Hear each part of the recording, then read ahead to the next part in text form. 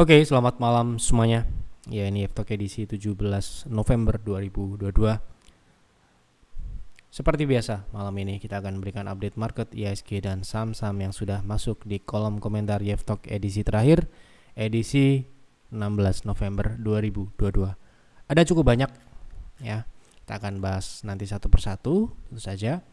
Kita awali terlebih dahulu agar durasi tidak terlalu panjang. Kita awali dengan IHSG. Silahkan apabila ada saham yang menarik untuk dibahas di F-Talk selanjutnya, Bapak Ibu bisa langsung isi di kolom komentar F-Talk edisi ini, saham apa dan kenapa saham tersebut Anda pilih untuk dibahas di F-Talk selanjutnya. Untuk IHSG, seperti yang sudah saya sampaikan di F-Talk kemarin di edisi 16 November, bahwa kecenderungan IHSG masih konsolidasi dan untuk perdagangan hari ini tepat di EMA 60 ya. Jadi pergerakannya masih berada di area middle area konsolidasi di EMA 60 di 7040-an, dan potensi saat ini masih bisa melanjutkan ke resist konsolidasi di 7100 ya. Baik, kita langsung masuk ke pembahasan saham. Yang pertama kita bahas dari atas terlebih dahulu. Bahas saham LSIP untuk invest setahun ke depan, bolehkah masuk di harga sekarang ini?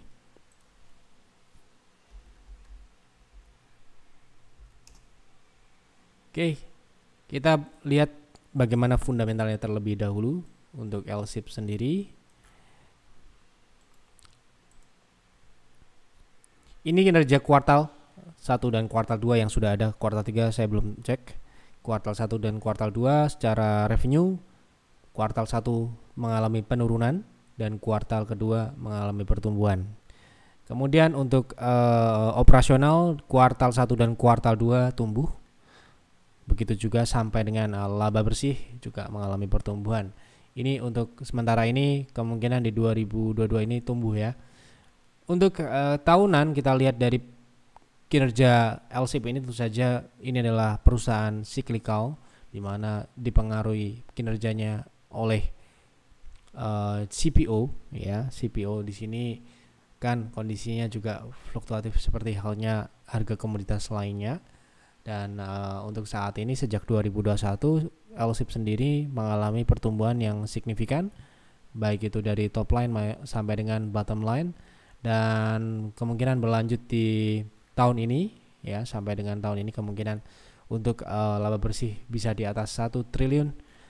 Oke, kita lihat dari sisi teknikalnya sendiri. Kalau kita mengacu pada beberapa tahun terakhir ini, bahwa LSIP ini konsolidasi, dan saat ini kita sudah pernah bahas, kita bersihkan dulu ya. Kita akan lihat saat ini kondisi teknikalnya adalah berada di support kuat.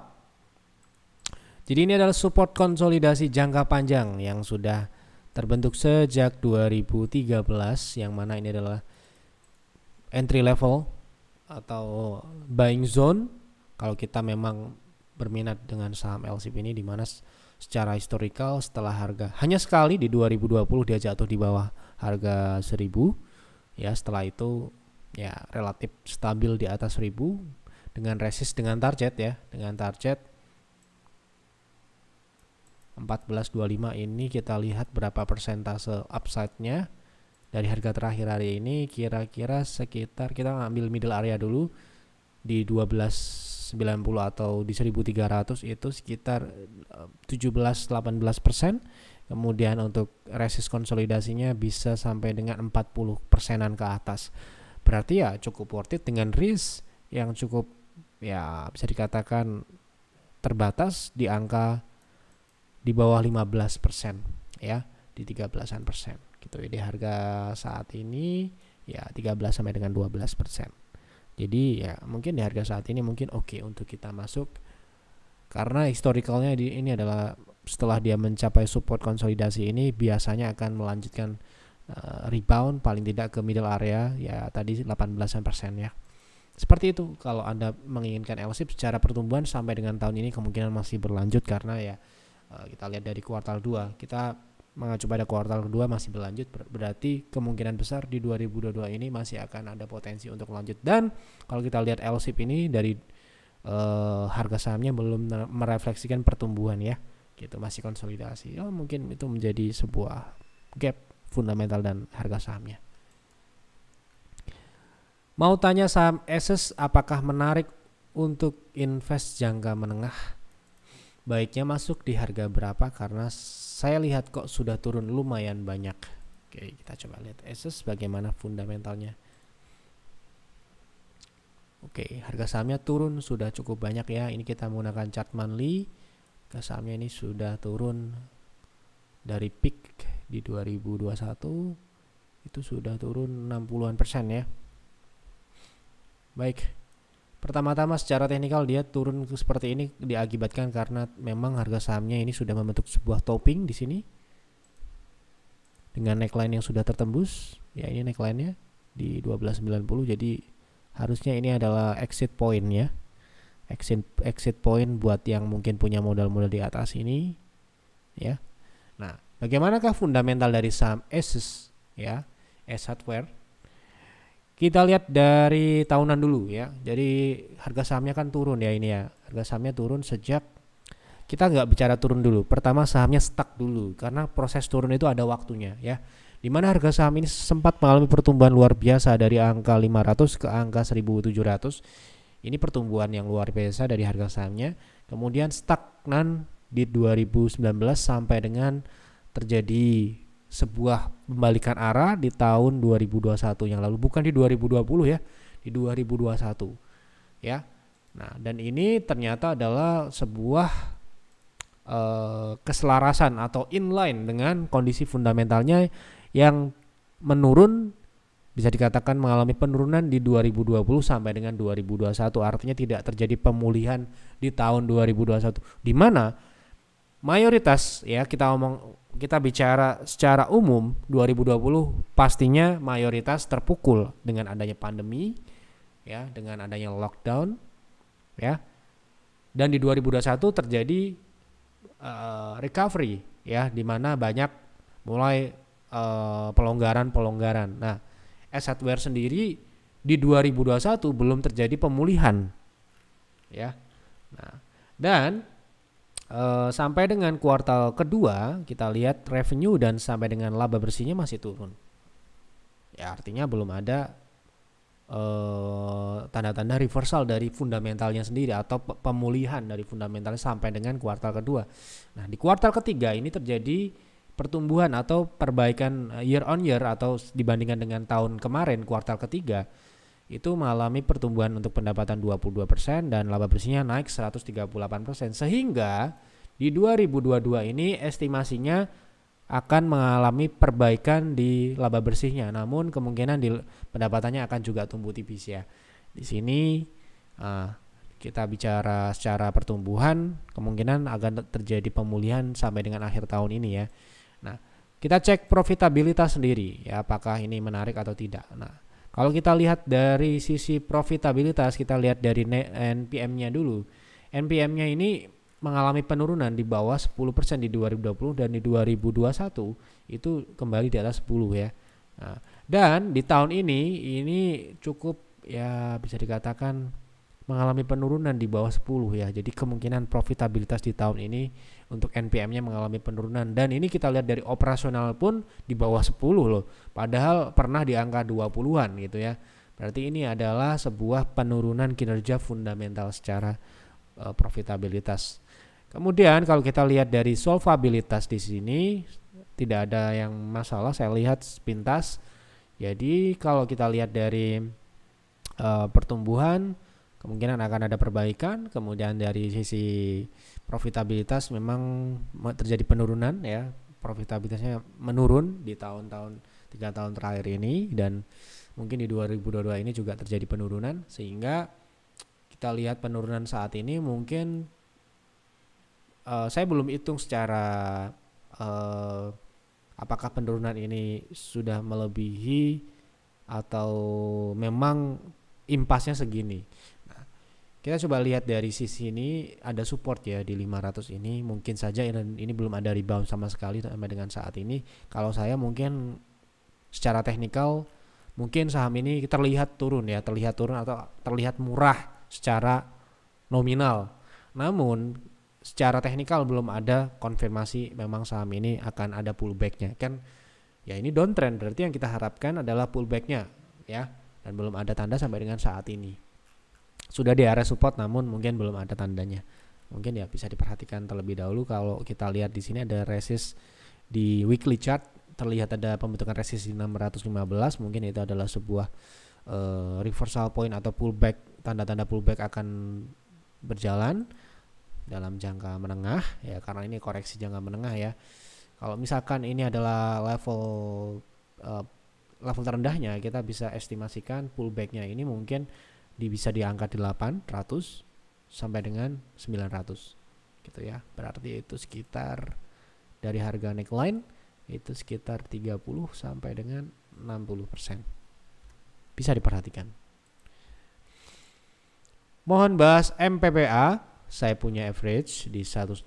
Candle hari ini kurang bagus. Apakah baiknya TP dulu atau masih hold sampai target 200-an? Oke, kita lihat MPPA. Kalau tidak salah sudah pernah kita bahas kemarin. Untuk swing ya. Oke. Bapak Ibu bisa cek di Telegram YF Advisor, ketikan MPPA, nanti akan ketemu prediksi kami. Targetnya adalah 180. Terakhir kita bahas di edisi 15 November, berarti 2 edisi sebelumnya. Di pembahasan nomor 3 terakhir, ya kalau Bapak Ibu bisa lihat, tanggal 15 November itu candlenya merah ini ya. Target kita ini ya 173 itu satu. Target keduanya tentu saja 0,6 yaitu di 187. Lihat ya, itu adalah target naiknya. So ya ini kalau saya swing ya ini sudah kita take profit. Ya, dengan proteksi waktu itu di angka 148 5%-an ya. Itu berarti sudah mencapai TP dengan kenaikan 18%. Boleh diputar ulang ya di edisi 15 November.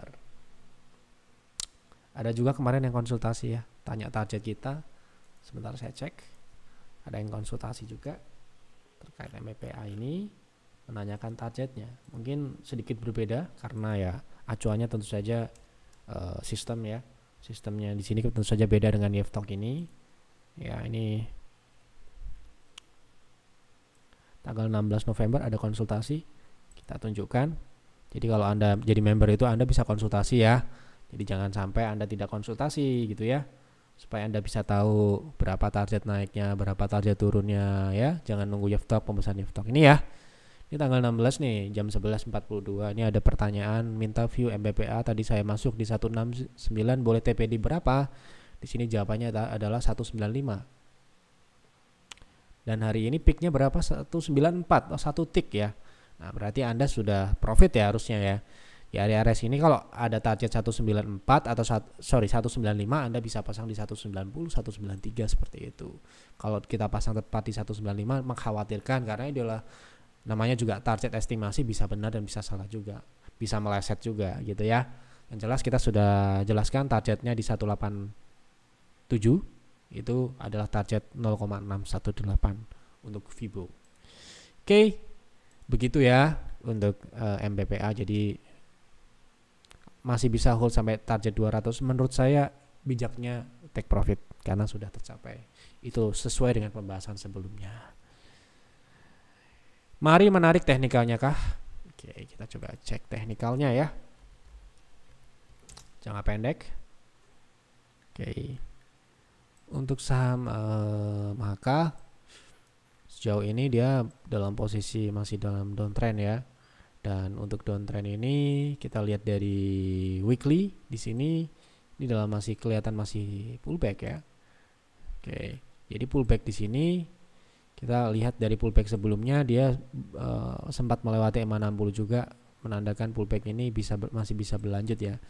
Kita akan lihat secara menarik atau tidak, tentu saja kita harus hitung berapa potensi upside-nya.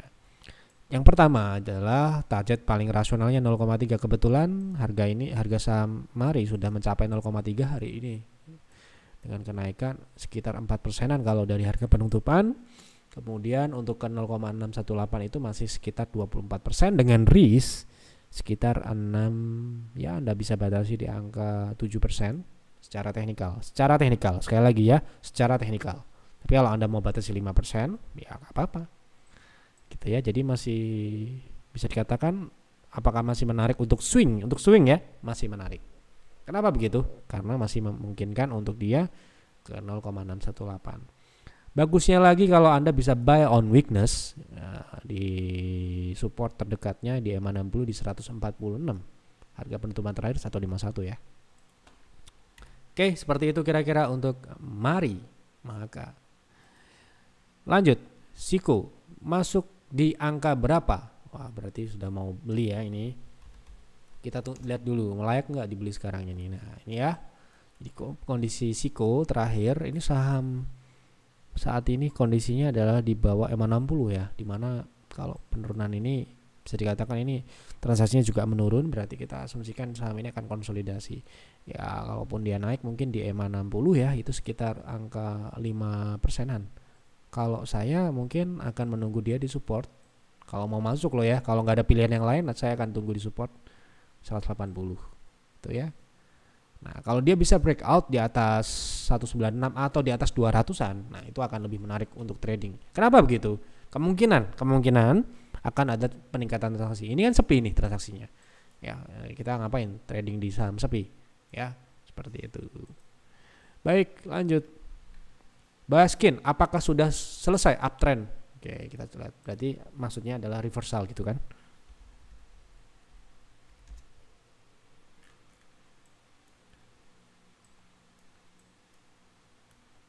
Anda bisa lihat sendiri di sini ya. Kondisi saat ini masih di atas EMA 60.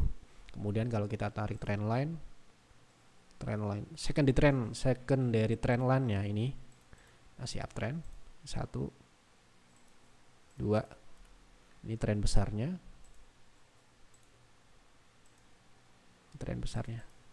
Terjawab ya? Jawabannya belum. Kalau turun, bahkan kalaupun dia turun ke angka 740 atau 730 itu ya saya harus ngomong apa adanya di sini, masih uptrend. Bahkan kalau Anda telanjangi ini chart. Maksudnya Anda lihat hanya EMA-nya saja. Ya. Anda lihat sendiri seperti ini. Ya toh? Nah, apakah ada yang melihat ini turun? Nah, seperti itu cara melihatnya. Oke, jadi jawabannya sudah terjawab.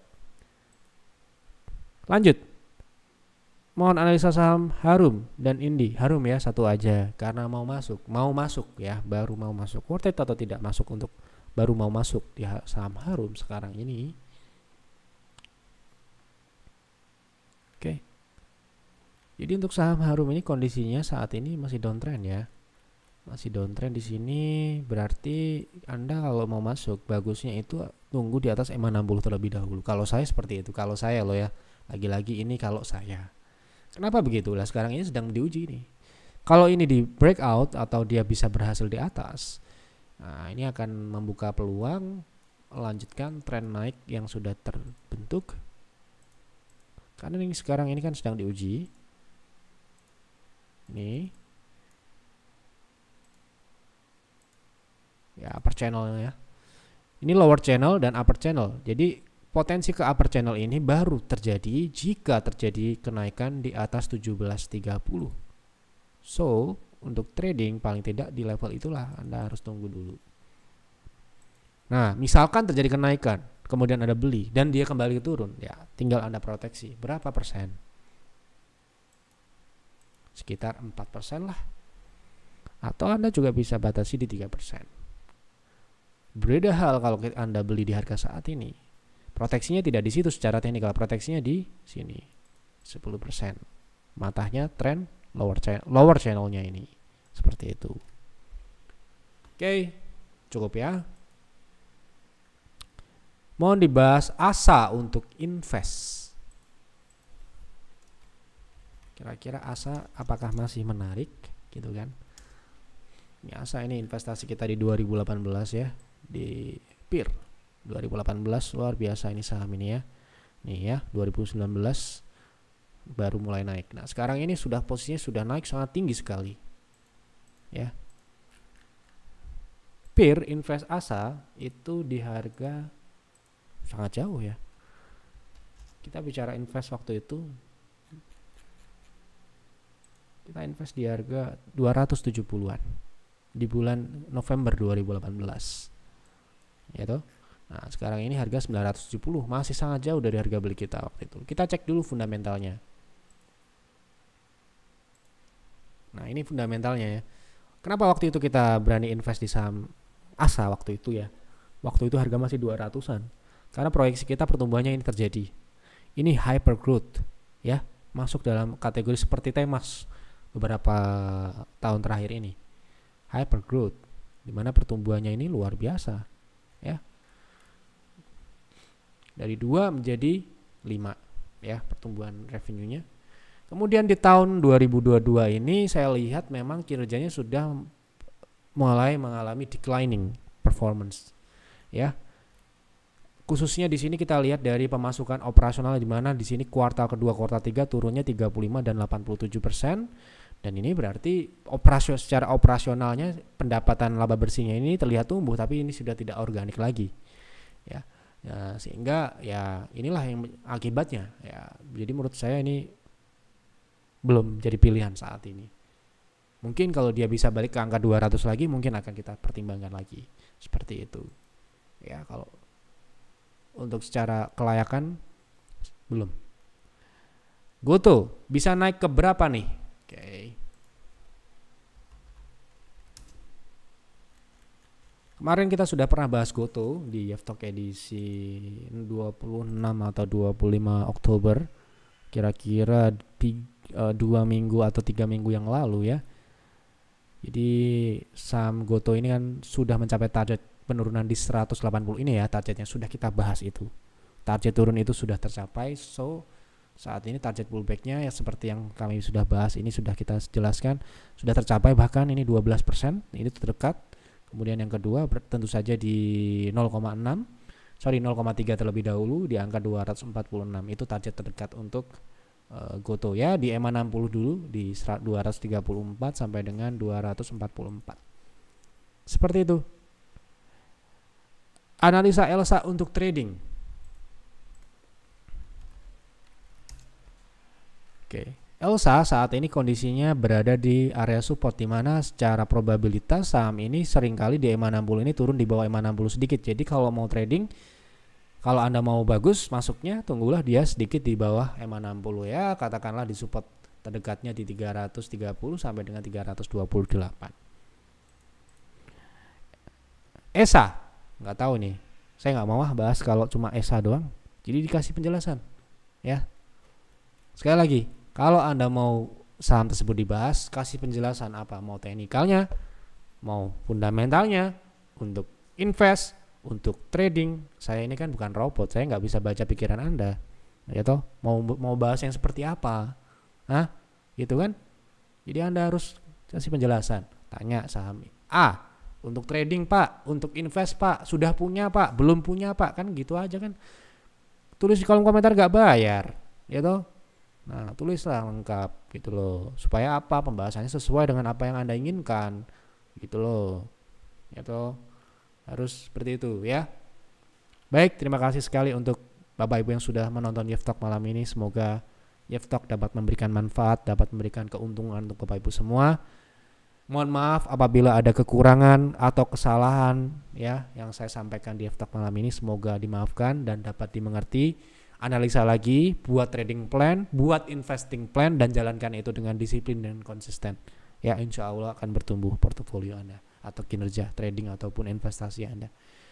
Sekali lagi, tulis di kolom komentar saham apa yang menarik untuk dibahas di Yeftalk selanjutnya. Kasih penjelasan kenapa saham tersebut Anda pilih. Dukung kami dengan klik like, dengan subscribe channel ini. Selamat malam dan selamat beristirahat.